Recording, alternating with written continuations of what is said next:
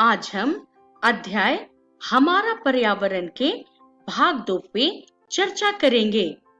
तो बच्चों, इस वीडियो में हम चर्चा करेंगे पारितंत्र पे, मानवीय पर्यावरण पे, पर्यावरण के प्रदूषण पे और प्रदूषण के कारण जिसमें वायु, जल और भूमि प्रदूषण पे हम चर्चा करेंगे।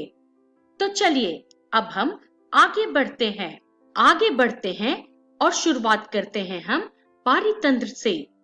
बच्चों, पारितंत्र या पारिस्थितिकी तंत्र अर्थात इकोलॉजिकल सिस्टम एक प्राकृतिक इकाई है जिसमें एक क्षेत्र विशेष के सभी जीवधारी अर्थात पेड़ पौधे, जीव जंतु एवं अणुजीव शामिल हैं, जो अपने अजैव पर्यावरण के साथ अंतःक्रिया करके एक संपूर्ण जैविक इकाई बनाते हैं।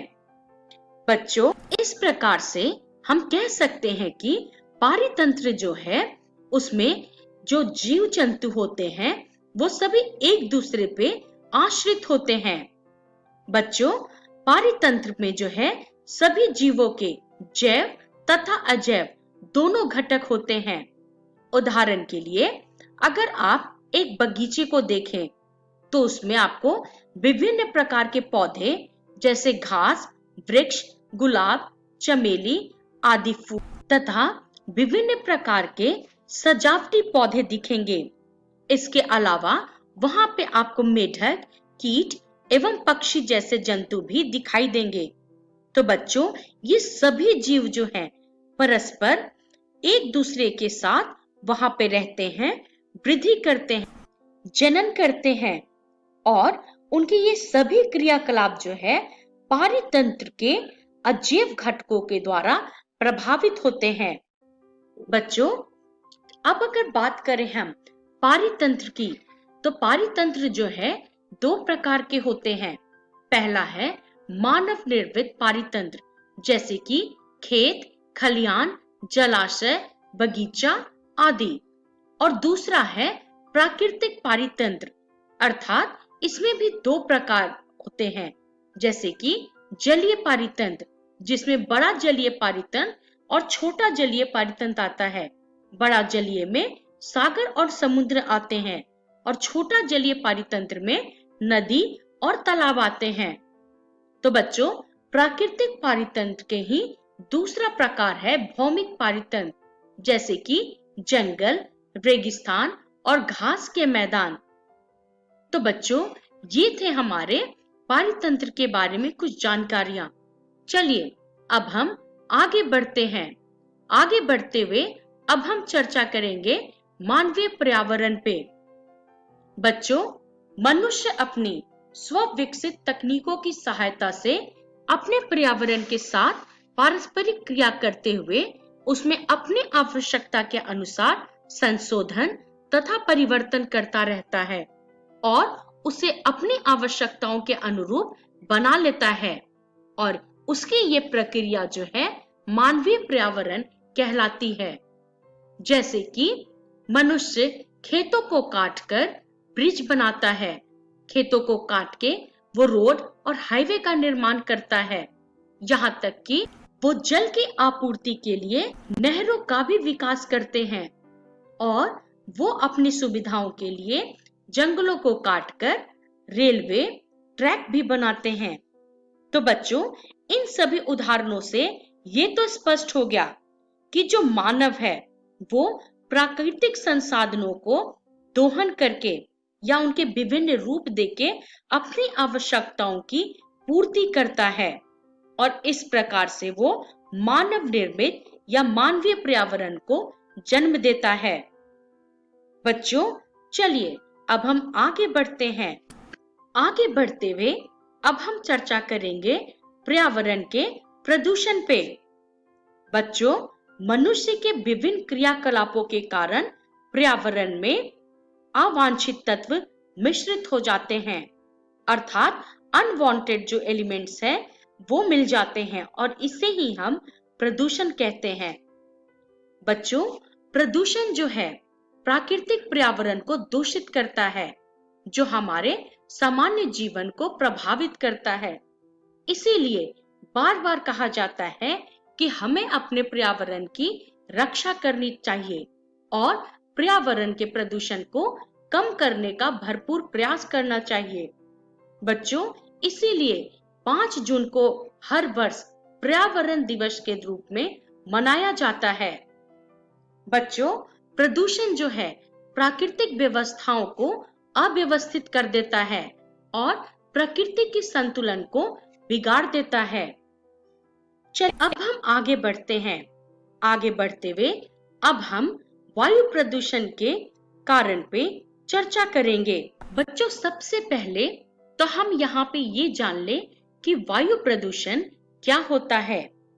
तो बच्चों, वायु प्रदूषण का अर्थ होता है कि जो प्राकृतिक वायु है उसमें कुछ ऐसे पदार्थों का मिश्रित हो जाना जो कि मानव के लिए सही नहीं है या हानिकारक है, तो उसे ही हम वायु प्रदूषण कहते हैं। बच्चों, वायु प्रदूषण के कुछ सामान्य कारण निम्नलिखित हैं। वायु प्रदूषण जो है वाहनों से निकलने वाला धुआं के कारण होता है। वायु प्रदूषण औद्योगिक इकाइयों से निकलने वाले धुएं तथा रसायन के कारण भी होता है।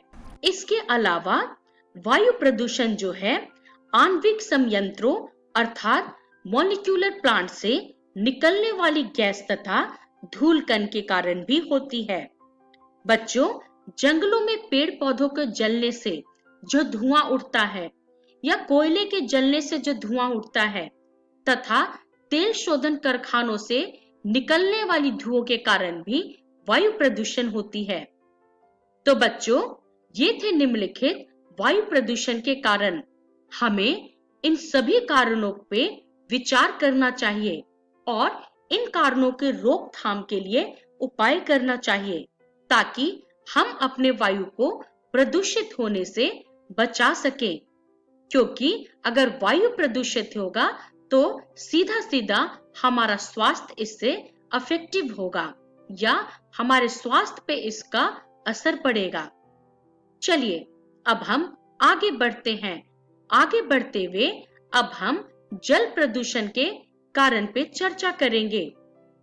बच्चों, जल प्रदूषण होने के कुछ सामान्य कारण इस प्रकार हैं।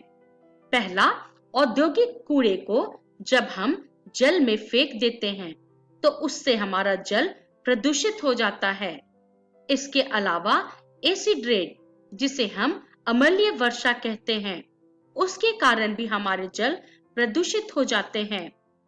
जल प्रदूषण का मुख्य कारण कृषि क्षेत्र में अनुचित गतिविधियां भी हैं। बच्चों, अनुचित गतिविधियों का मतलब है कि खेती के लिए अगर हम जरूरत से ज्यादा उर्वरक इस्तेमाल कर रहे हैं तो वो उर्वरक वर्षा के पानी के कारण बह के कहीं न कहीं तालाब, नदी या ज्यादातर समुद्र में मिक्स हो जाते हैं और इसी के कारण हमारा जल प्रदूषित हो जाता है। बच्चों, जहाज से होने वाला तेल का रिसाव भी जल प्रदूषण का कारण बनता है। यहाँ पे जहाज का तात्पर्य है पानी में चलने वाला जहाज। बच्चों, जल प्रदूषण औद्योगिक कचरे के निपटान की अपर्याप्त व्यवस्था के कारण भी होती है। बच्चों, मैदानी इलाकों में बहने वाली नदियों का पानी की गुणवत्ता में कमी भी जल प्रदूषण का कारण बनती है। इसके अलावा सामाजिक रीति रिवाज जैसे कि पानी में शव को बहाना, नहाना, कचरे फेंकना, इन सभी के कारण भी हमारा जल प्रदूषित होता है। तो चलिए अब हम आगे बढ़ते हैं। आगे बढ़ते हुए अब हम चर्चा करेंगे भूमि प्रदूषण के कारण पे। तो बच्चों, भूमि प्रदूषण के होने वाले कुछ सामान्य कारण इस प्रकार हैं। पहला, कीटनाशकों, हानिकारक गैस, रसायन उर्वरक के उपयोग, इन सभी चीजों के कारण भूमि प्रदूषित होता है।